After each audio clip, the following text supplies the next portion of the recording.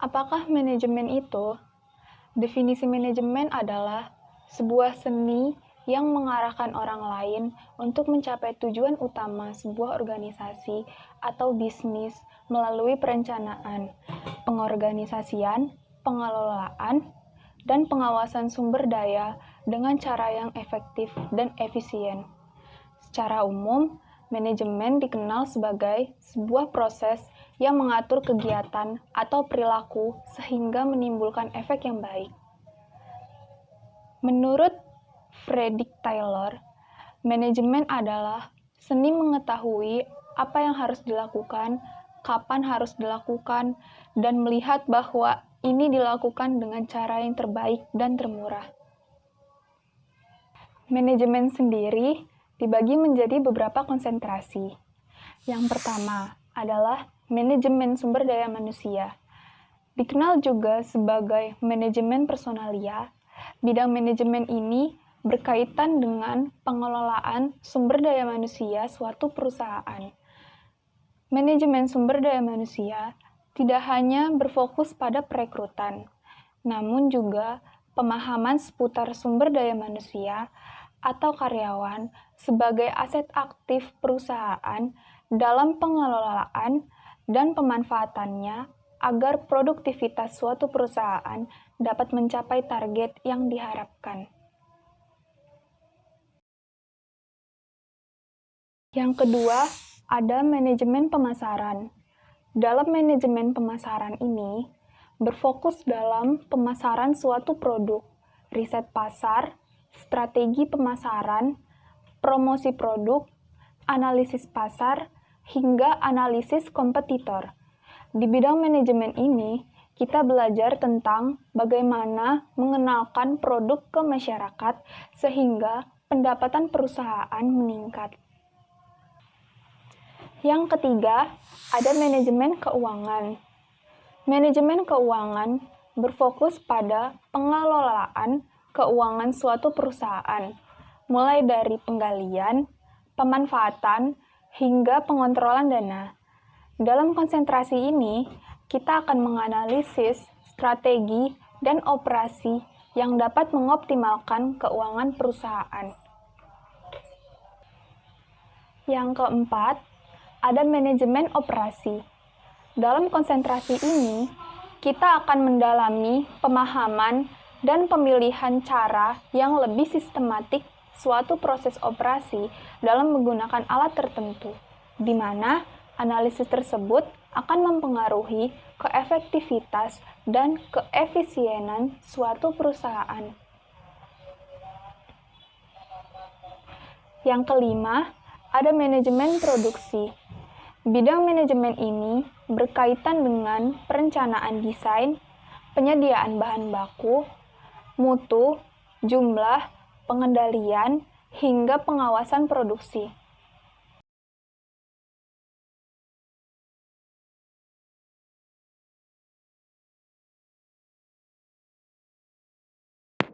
Mengapa dalam industri kreatif membutuhkan manajemen? Manajemen dibutuhkan untuk mencapai tujuan dan juga tujuan individu. Semua bentuk organisasi ataupun industri kreatif di mana orang-orang bekerja sama mencapai tujuan yang telah ditetapkan membutuhkan manajemen. Manajemen diperlukan agar usaha pencapaian tujuan menjadi lebih mudah. Manajemen yang baik dapat meningkatkan kinerja dari semua potensi yang kita miliki.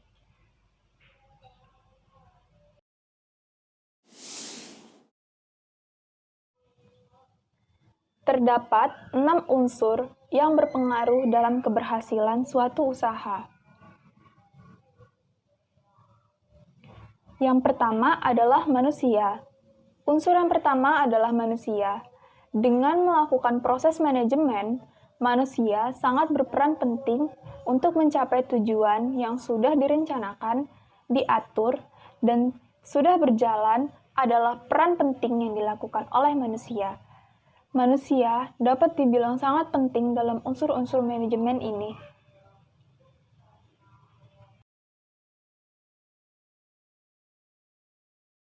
Yang kedua adalah uang. Uang merupakan unsur yang sangat penting dalam berjalannya pekerjaan yang akan dicapai sesuai tujuan.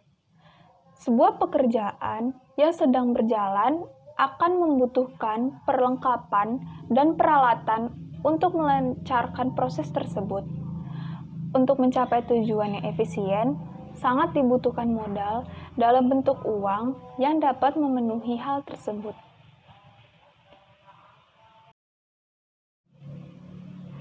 Yang ketiga, material atau bahan. Dalam sebuah proses mencapai sebuah tujuan, memiliki persediaan bahan baku sangatlah dibutuhkan.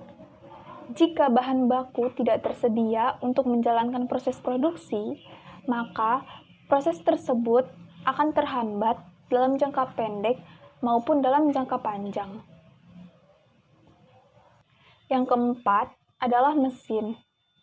Salah satu unsur manajemen yang menjadi pendukung terhadap berjalannya proses pencapaian tujuan yang efisien adalah mesin. Dengan menggunakan mesin, akan membantu mempercepat pekerjaan yang kita lakukan. Mesin digunakan untuk memproses bahan baku agar menjadi produk yang lebih berkualitas. Yang kelima adalah metode. Sebuah metode yang digunakan untuk menjalankan proses manajemen dapat dilakukan dengan pemikiran manusia, sehingga metode dapat membuat proses tersebut lebih mudah dan cepat selesai dalam mencapai tujuan yang efisien. Metode terjadi karena munculnya unsur-unsur manajemen di atas untuk melakukan proses dengan lancar.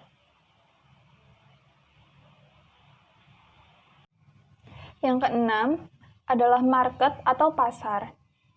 Unsur yang membuat lancar produksi adalah pasar, karena pasar dikunjungi banyak konsumen yang akan membeli produk tersebut. Adanya pasar membuat produksi terjual dan dapat diketahui kekurangan dan kelebihan dari produk tersebut. Dalam hal ini, sebagai pembuat produksi dapat memperbaiki dan mempertahankan kualitas. Apa ciri perusahaan yang memiliki manajemen yang baik? Ciri perusahaan yang memiliki manajemen yang baik adalah yang pertama, kepemimpinan yang kuat. Yang kedua, memahami risiko. Yang ketiga, beradaptasi dengan peluang dan perubahan. Yang keempat, mempunyai tujuan yang sama. Dan yang kelima adalah saling bekerja sama. Apakah standar manajemen yang baik itu? Standar manajemen yang baik, yang pertama, adanya satu set prosedur yang mencakup semua proses penting dalam bisnis. Yang kedua, adanya pengawasan dalam proses pembuatan untuk memastikan bahwa sistem menghasilkan produk-produk berkualitas. Yang ketiga, tersimpannya data dan arsip penting dengan baik. Yang keempat, adanya pemeriksaan barang-barang yang telah diproduksi untuk mencari unit-unit yang rusak dengan disertai tindakan perbaikan yang benar apabila dibutuhkan. Dan yang terakhir, secara teratur meninjau keefektifan tiap-tiap proses dalam sistem kualitas itu sendiri. Contoh perusahaan yang memiliki manajemen yang baik.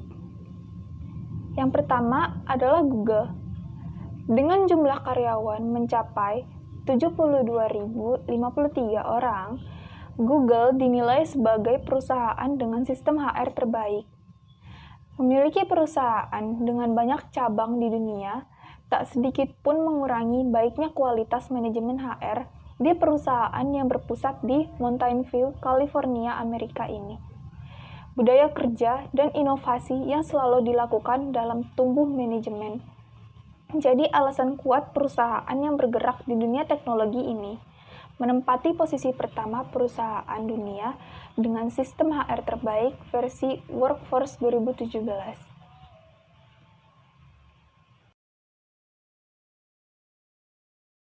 Yang kedua adalah Facebook. Tepat 23 Oktober 2003 adalah sebuah titik awal bagi seorang mahasiswa psikologi dari Harvard University, Mark Zuckerberg, untuk menjelajahi dunia jaringan sosial di mana ia mulai bereksperimen dengan menciptakan Facemas.com. Pada 2010, Facebook terus berkembang dan memunculkan berbagai macam teknologi hingga akhirnya perkembangan Facebook terus terjadi. Tahun berikutnya, Facebook merilis aplikasi iPad, bekerja sama dengan Skype dan Heroku, mengubah interface dengan basis timeline, mengubah halaman login dan profil. Hingga pada tahun 2012, Instagram dibeli oleh Facebook dengan harga 1 miliar US dollar dan mencapai 1 miliar pengguna. Tidak hanya itu saja, di tahun 2012, Mark Zuckerberg berhasil mendapatkan 22% kepemilikan Facebook. Sama halnya dengan Google, Facebook memanfaatkan pentingnya pendapatan online dari pihak ketiga.